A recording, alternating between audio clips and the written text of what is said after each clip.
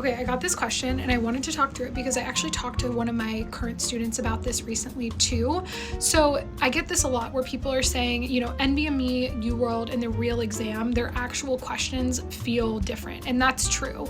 But what I try to remind people is that the content of what you are being tested on is the same. So for you to feel really comfortable with NBME, you want to think of like your UWorld as almost like practice for your NBME and your NBME as practice for your real exam. So when you're doing UWorld, you're learning all of these different topics, you're making concept maps, you're going through first aid, you're kind of getting an understanding of what you can be asked on and what is like fair game for them to test you on for the exam.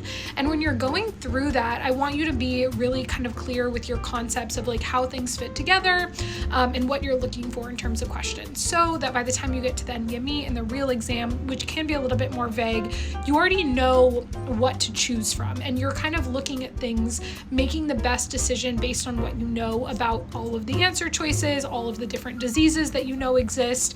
And this is why it's a lot harder to do this when you haven't finished a bunch of UWorld or you don't know a lot of your content. But once you kind of know more content, have gotten through a lot of UWorld, you'll be able to handle these more vague questions because you're going to have these concept maps and like deep understanding of what they test you on, how they test you on it, that will persist through that. There's definitely things that are random and niche to NBME or UWorld. There will be little facts that you need to know here and there.